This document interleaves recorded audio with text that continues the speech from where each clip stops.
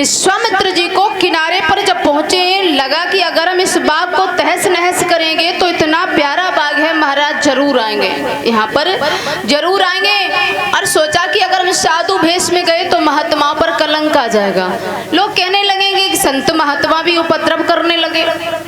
बोले इस भेष में नहीं जाएंगे, क्योंकि साधु तो सर्वोपरि है संसार के लिए, और साधु भेष में हम किसी को सताएंगे नहीं, तो हम ही नहीं सभी साधुओं पर महात्माओं पर कलंक लग जाएगा। ये सोच करके उन्होंने शुकर रूप धारण किया, और जब शुकर रूप धारण किया है, बगीचे में जाकर के प्रवेश किया, सारे बगीचे को तहस नहस कर दिया।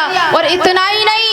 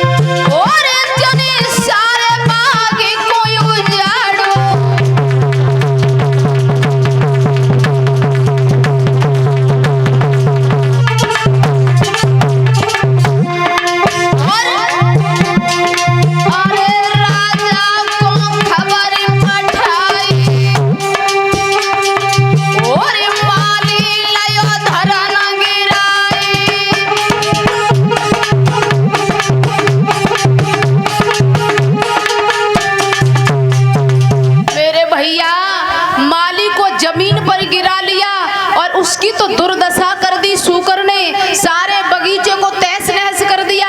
माली एक पैर से लंगड़ाता हुआ पहुंचा महाराज के दरबार में और कहने लगा, महाराज गजब हो गया।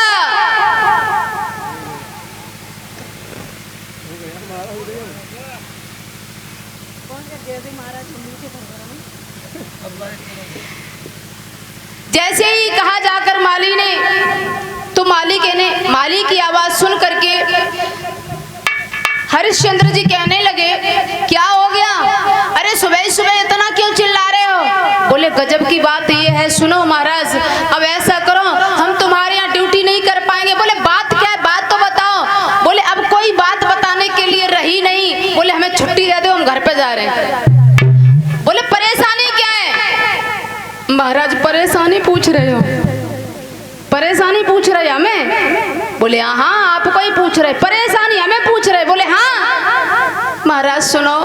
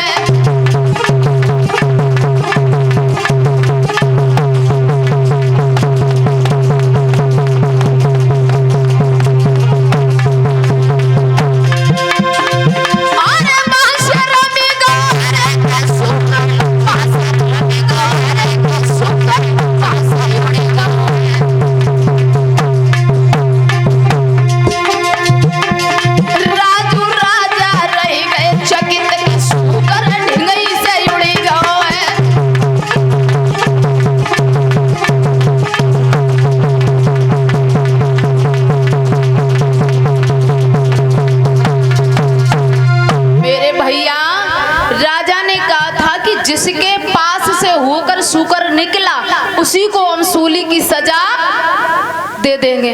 अब जितनी सेना और माली सब थत्थरा के पता ही नहीं कौन बटाई कैसे पड़ रहा, चलो जाए। लेकिन महाराज विश्वामित्र जी ने सोचा, जो गजब की बात है, अगर काऊ नौकर के यहाँ से जाएंगे तो भैया जी तो 2-2 रुपया के नौकर है, जे काहे ना कपाई प्राण गमाई हैं, इन्हें काऊ ना मारे। बोले हम ऐसो करेंगे, महाराज हरिश्चंद्र के पास से ही जाएंगे। और जहां महाराज हरिश्चंद्र सूकर को घेरने के लिए लगे थे उन्हीं के समीप से होकर के निकल गए। विश्वामित्र जी उन्हीं के किनारे से होकर के निकले, क्योंकि राजा अपने आप को सजा नहीं दे पाएगा। चले गए और पीछे पीछे जा रहे हैं हरिश्चंद्र सू करके, और आगे झाड़ियों में जाकर के महाराज विश्वामित्र जी ने अपना रूप बदल लिया, अपने भेष में आ गए। और जैसे ही अपने वेश में आए महाराज के रास्ते में आ गए हैं, पूछा है महाराज हरिश्चंद्र ने, महात्मन इधर रास्ते से कहीं आपने सूकर जाते हुए देखा है? बोले मैंने तो नहीं देखा। बोले अभी तो इधर ही गया। अरे गया होगा, लेकिन आप ये बताओ सूकर का करोगे क्या? बोले हम उसका वध करेंगे, मारेंगे। बोले मारोगे क्यों? बोले उसने मेरे बगीचे को तहस नहस कर डाला है, सत्यानाश कर डाला है बगीचे का। विश्वामित्र जी कहने लगे महाराज जानते हो वो तो जानवर है, वो क्या जाना है सही और गलत?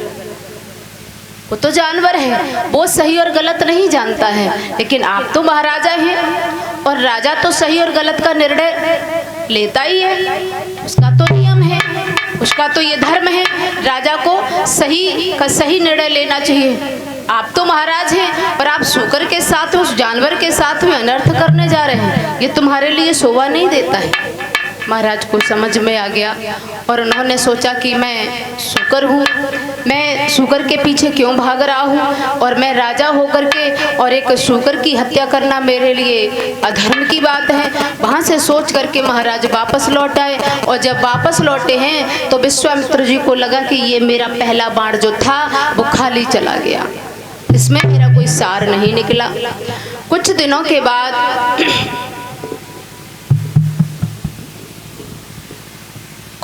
के बाद महाराज हरिश्चंद्र ने विचार किया, बहुत दिन हो गए हम घूमने नहीं गए हैं, शिकार के लिए नहीं गए हैं,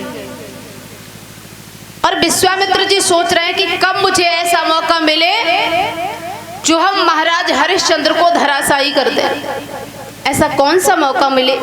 महाराज हरिश्चंद्र ने क्या किया, इधर उन्होंने अपने घोड़े को लिया और शिकार के लिए जब चले हैं महाराज हरिश्चंद्र,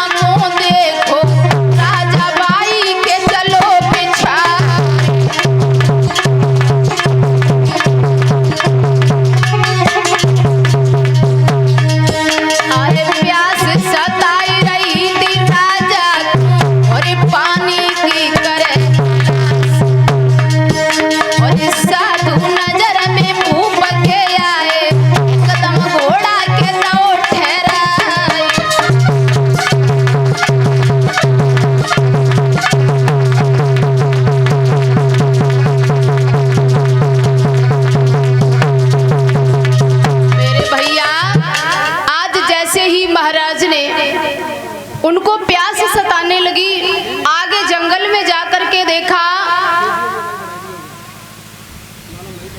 आगे जंगल में जाकर के देखा